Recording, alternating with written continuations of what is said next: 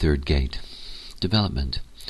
In the root center, pointed towards the sacral center, so this is a format energy pointed at its harmonic gate, the 42nd gate increase, and together they form the channel of maturation, a design of balanced development. And the 53rd gate is the gate of beginnings. This is development as a structured progression that is both steadfast and enduring.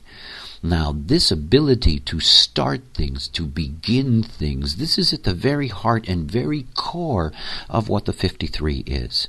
Everything about the 53rd gate is a deep pressure. After all, this is a root gate. There's a deep, deep pressure to begin things. You know, if you have a human being and they have the 53rd gate and you confine them in some way, you trap them in some way, slowly but surely you destroy them, because there's this incredible need to be free. And of course, this incredible need to be free that's rooted in the 53rd gate often gets in the way of so many things in the life. It is very, very difficult to have the 53rd gate in a defined root center that does not go to its harmonic. In other words, does not form a definition with the 42. The fact is that 53rd gate always wants to begin things, but doesn't know how to stay with things and doesn't know how to finish things. And of course, the moment that it begins something, because it doesn't know how to get to those next stages, that the potential in the 53rd gate is to become depressed. And to become depressed that now they are in something they don't want to be in. They wish it was over because they would like to start something new again. My deepest advice for beings that have the 53rd gate is to recognize one of the most essential roles that you have in this life. You're a starter. You're not a finisher. And as long as you understand that deep within yourself, that you're a starter and not a finisher, then you can really transform your life. There are so many beings that can't get anything started. And that there is an enormous service. After all, we're dealing with a collective, abstract format. We are dealing with the theme of sharing. We are dealing with the theme of the power to begin experience, because the 53rd gate, in essence, is the very root of the experiential process. To begin something anew, to enter into a new experience, and to enter into a new experience with the other. If you look at the first line of the 53, it is the line of accumulation. The pressure to begin something new, not from scratch, but based on the foundation of the old. Now that's something very important, but the other side of this is that these are beings that can suffer very much from criticism and not really feel free to start something new. See, it's all about cycles. This is the root of a format process. A format process that when the whole channel is defined, we have this process of beginnings, middles, and ends, and thus we get the maturation. To have the 53rd gate in an undefined root center. The undefined root center, it's not self-strategy, is always trying to get things over with quickly. And of course, this becomes a real dilemma within the context of the 53rd gate. You begin something in order to just get it over quickly so you can begin something else. And of course, it's going to operate inconsistently.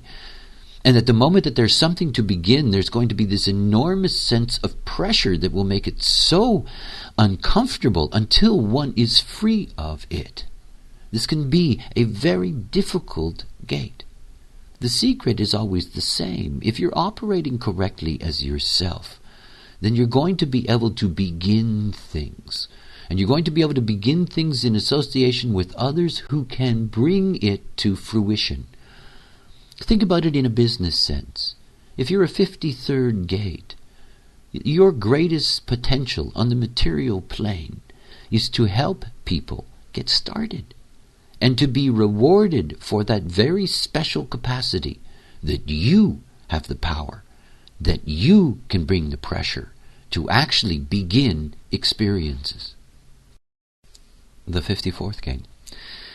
The marrying maiden in the root center pointed towards the splenic system to its harmonic gate, the 32nd gate duration, forming the channel of transformation, a design of being driven. And when we're dealing with the 54th gate, we are dealing with the gate of ambition. This is interaction in its mundane social context, but also one's mystical and cosmic relationships. Now, that mystical and cosmic side is specifically related to the fourth line of the 54, which is by far the most extraordinary of the lines of the 384. That is, it's a deeply mystical line of enlightenment and darkenment. But it's mostly the mundane essence of the 54, this mundane quality of ambition.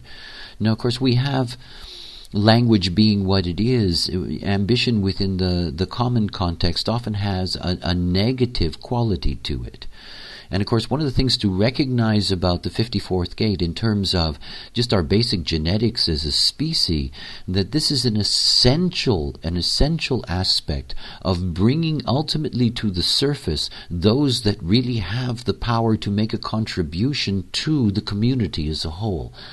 In other words, this is where stars are born. This is where they are nurtured. This is where the future leaders come from within the tribal context. All of that rising out of the 54. And of course, the most difficult thing about the 54th gate is about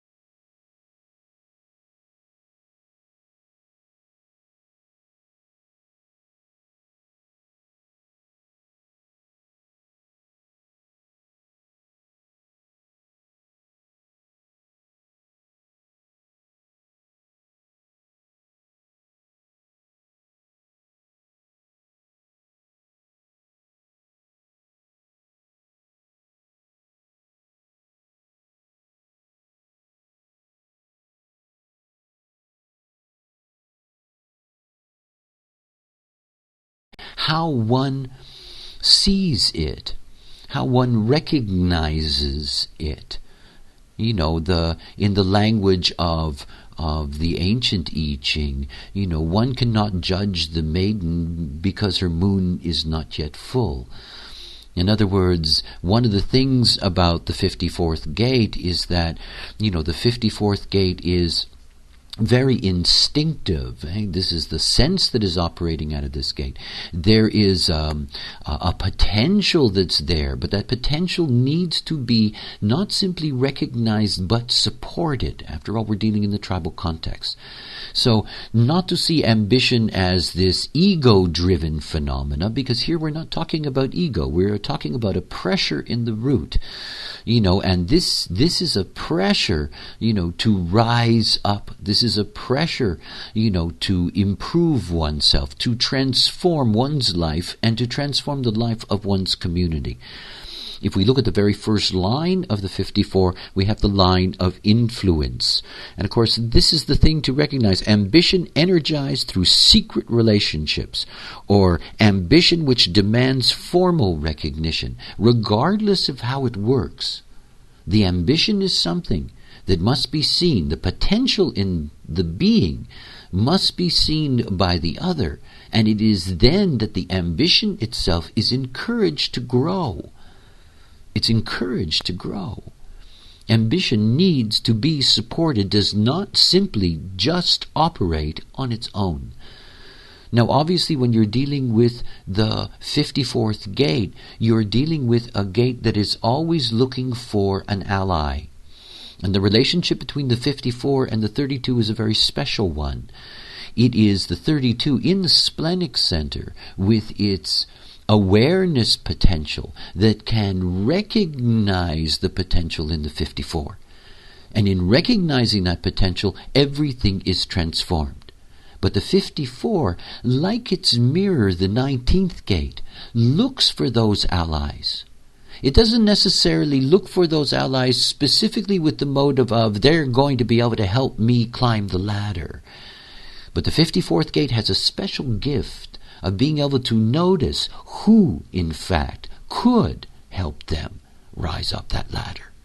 Now, one of the most difficult things is to have that 54th gate in an undefined root center. Remember, the not-self strategy of the undefined root center is simply wanting to get things over with and always feeling under heavy pressure, and the moment there's heavy pressure, trying to get rid of it. Now, of course, what that will bring to the 54th gate is that it will bring an intensity in its interaction, and these are often beings that are assumed to be over-ambitious and are the kinds of people that can often bring offense to others simply because they are not being natural. It is not, after all, a defined center for them. They are simply amplifying the pressure that is around. As always, if you carry the 54th gate and you want to be seen when your moon is full, then operate correctly as yourself.